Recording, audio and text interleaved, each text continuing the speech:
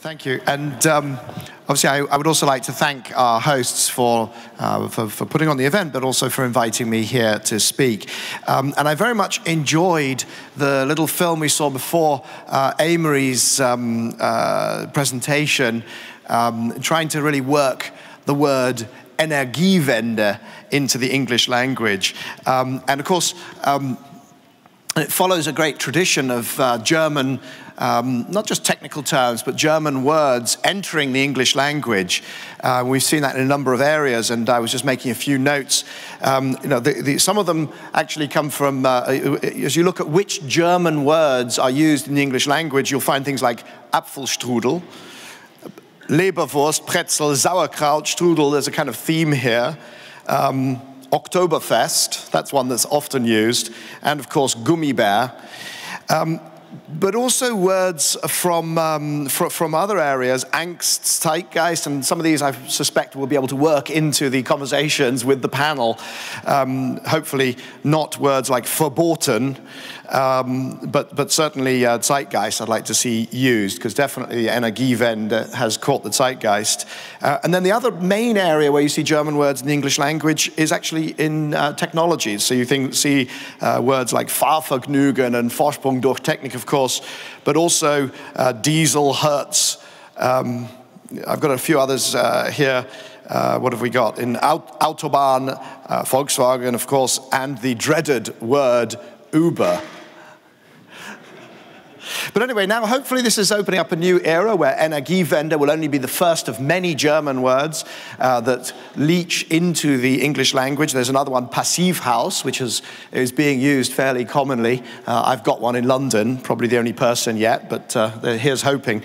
Anyway, what I thought I could do is take you through a little bit of, to build on Amory's presentation and start talking about some of the individual countries and also some of the finance around this Energiewende as it spreads out through the world. So let me see if I can, hang on a second. Oh, do I not get to see it? It doesn't happen there, it happens there. Sorry about that, right. And do remember, what we'll do is when we get the panel going, we will be bringing in Paul Christian with his tweets again. So BETD 2016 is the hashtag, #BETD 2016 for those people in the hall on their phones. I shall assume you're tweeting, not checking email.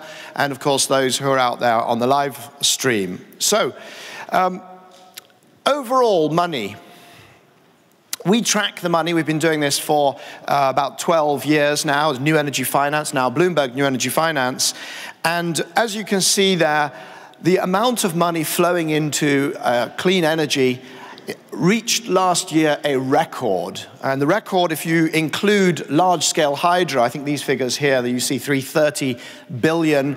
With large-scale hydro, it was $380 billion. And I like that figure of 380 because it almost exactly matches the $380 billion of oil and gas projects that Wood Mackenzie said had been cancelled during the year. So if you want an illustration of money coming out of oil and gas and going into clean energy, then use the figure 380 billion.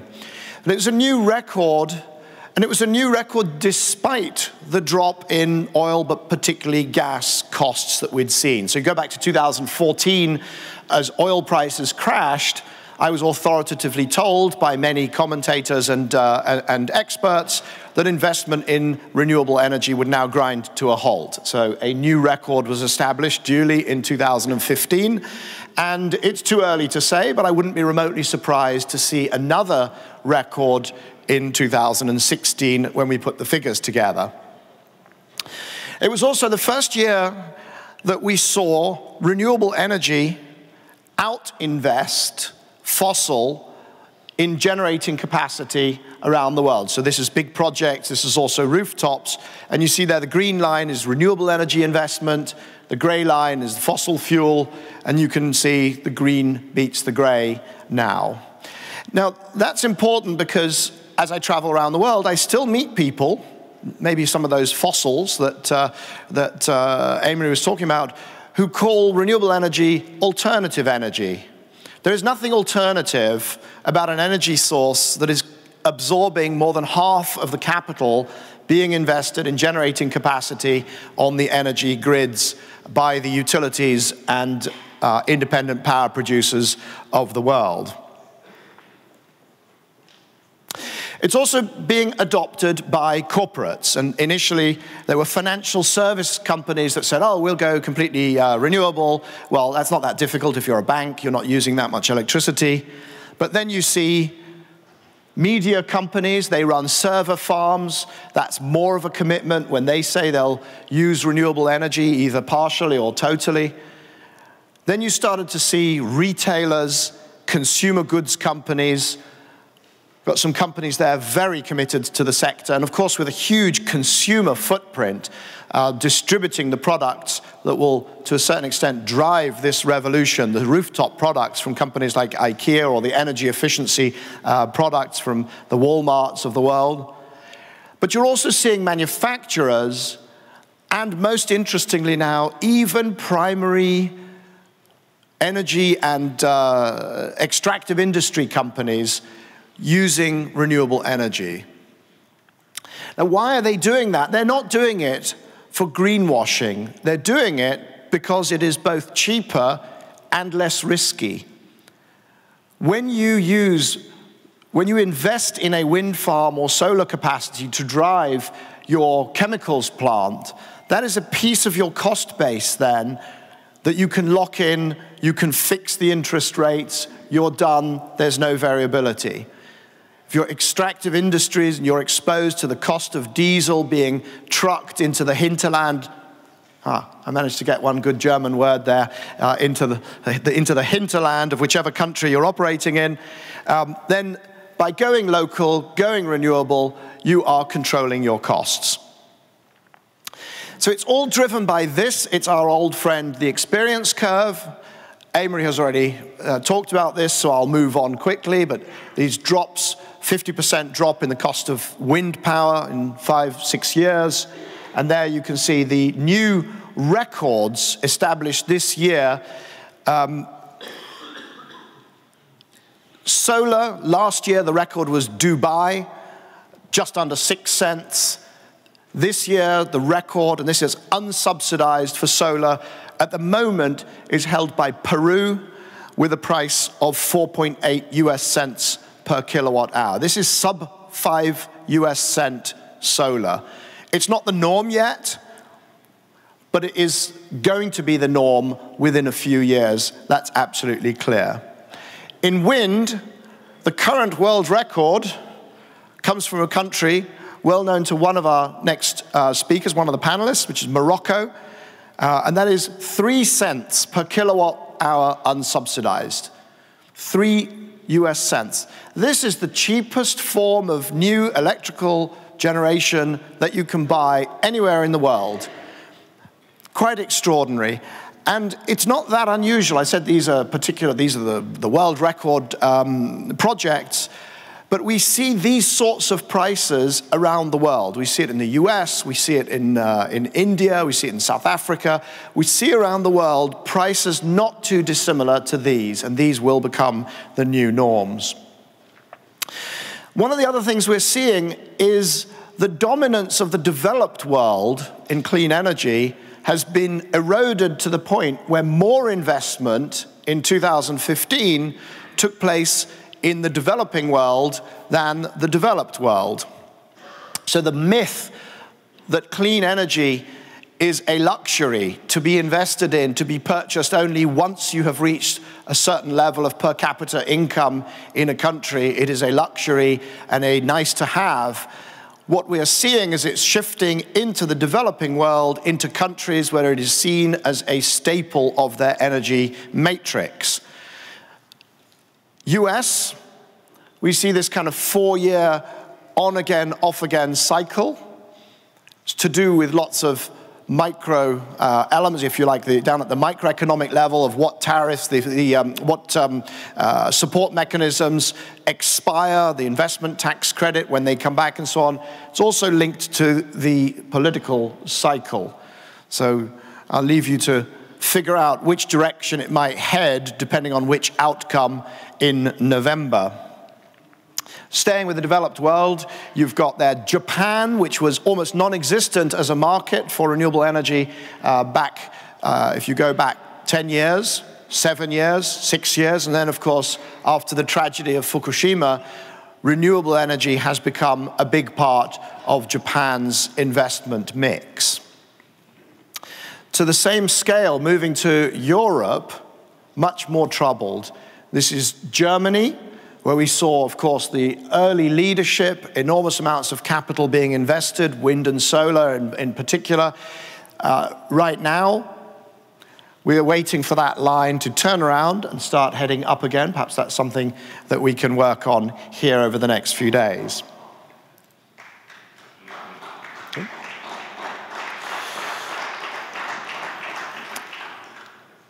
But there are worse. There's Italy. There's Spain. Retroactive changes to support mechanisms, even if those support mechanisms had been overgenerous, retroactive changes destroy confidence, and they destroy confidence for a long time. There's France. France, of course, we're all grateful to the incredible work culminating in the Paris agreements. We're yet to see France as a major European destination for investment in renewable energy. The bright spot in Europe is actually the UK. Has been the largest and growing source and destination for investment for the last few years. Of course, we're all on the edge of our seats until the 23rd of June to see what happens and whether it affects the trajectory of that red line there. But the big story, the reason why we're in record territory, to be honest, is Asia, China in particular. Despite the financial crises of 2008, 2011, China powered ahead, and we only really see the turnaround very recently as China is trying to rebalance its economy and facing the impact of this dramatic slowdown in construction and in industry that China is currently experiencing. That is India. We're all very excited about Mr. Modi and the new government and his plans, and he's put energy at the heart of them and clean energy at the heart of his energy plans. But if you look at the flows of money, those are quarterly figures for those who can't see, by the way. If you look at the flows of investment, they have not really started. India, the investment has come back up to where it was in 2010, 2011. If India is going to be serious about sorting out its energy problems, the lack of supply, and also shifting towards cleaner energy, then those bars need to get a lot bigger, and they need to get a lot bigger pretty darn quickly. But there are some new markets that have come on fairly recently. That's South Africa, that's Mexico, Chile, Morocco. And so you can see this diversification of the countries in which clean energy investment works, and the Energiewende is picking up steam. A couple of other big trends that I'm sure will come up during the panel discussion. We have seen around the world a march towards reverse auctioning as the mechanism of choice for supporting or creating the environment for clean energy, for renewable energy projects. The little hammers there represent auctions. I'm sure with this audience, I don't need to explain the difference between a feed-in tariff with a fixed price and the auction system. But the auctions are driving price discovery into the system. They are forcing manufacturers, project developers, finance providers to sharpen their pencils and to drive down prices. That is now pretty much the way you win a contract, is through price competition and not through anything else. And we see the impact of that. I'll come back to the impact of auctions, perhaps, if it's in there. But we see the impact in the price reductions that come in after an auction is introduced. By way of context, what you've got here is is gas prices. And so clean energy doesn't operate in a vacuum. It operates in competition with other sources of energy. And it's very important to realize that we are not just in a temporary period of low oil and gas prices. This is the new normal. We are in an age of plenty. Supply of energy is not any longer a constraint. So gas is cheap, coal is cheap. The competitive dynamics now, the game, is how to get all of that cheap energy to the consumers. In the case of renewable energy, it might be at the wrong time of day, and it might be in the wrong location. So it better be very cheap, because there are some costs associated with getting it to the customers. That is the competitive, in a sense, the competitive front line now of the Energiewende. It's not driving down the cost of generation as much as it is managing how it gets to the customer. It has profound implications. This is the DAX in blue and the stock price of two biggest German utilities. You've got E.ON and RWE. This chart we could produce for any utility. This is not particularly about German utilities. What is happening is the wholesale prices in the market are being driven down to a point where running the fossil fuel generators is no longer profitable, as Amory explained, and as we see in news story after news story around the world.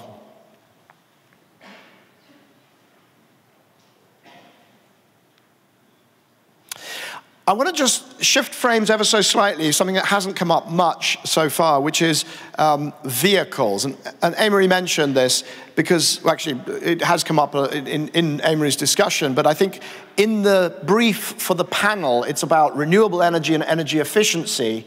But I think Amory got us started on the track of saying, no, you've got to integrate everything.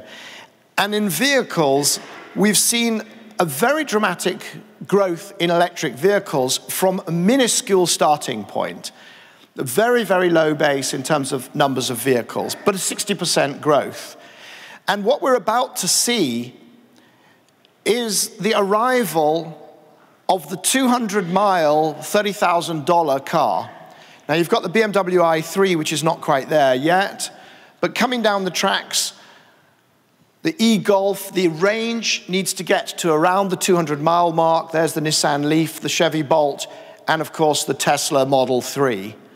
These cars are on the brink of achieving 200 miles, $30,000, at which point they will break through into a completely new, this will be the equivalent of the Model T Ford, where your average family simply says, this is a better car and this is a cheaper car than what we currently have.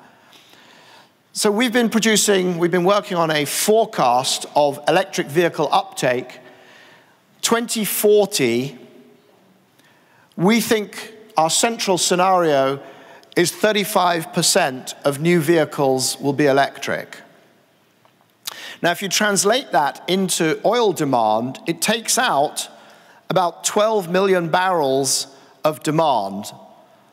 So the oil industry and its investors and the governments that are planning their fiscal outlays on the basis of oil revenues are assuming a level of demand that is probably at least 12 million barrels. That doesn't even take into account then the impact of efficient engines. It doesn't take into account switches in mode to other modes of transport, particularly in cities. It doesn't take into account shifts in heavy goods to use compressed natural gas or other solutions.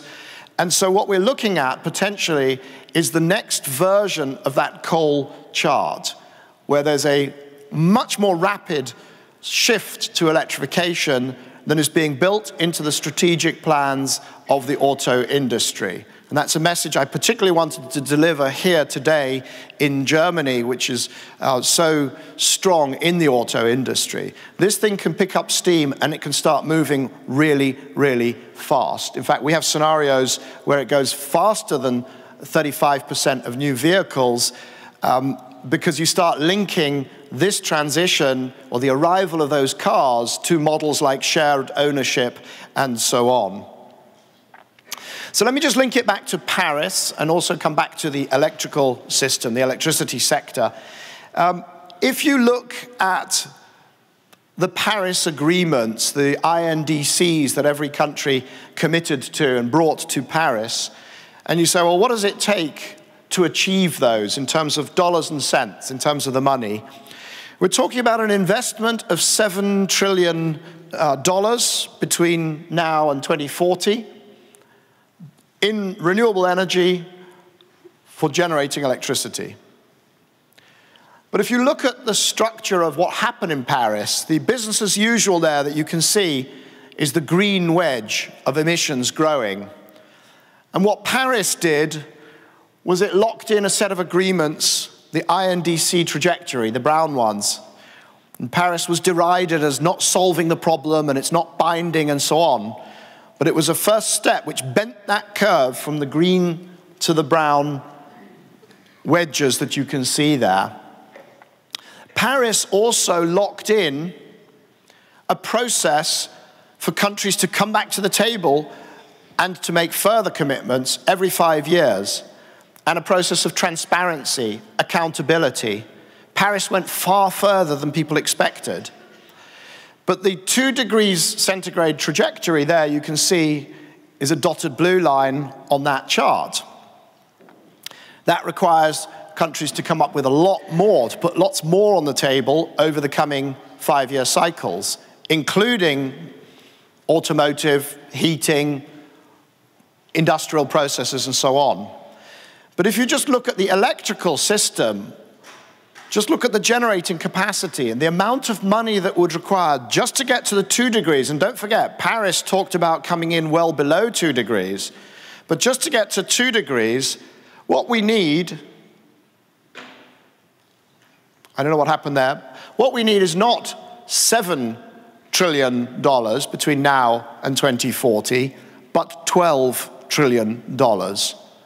Nearly double the amount of investment.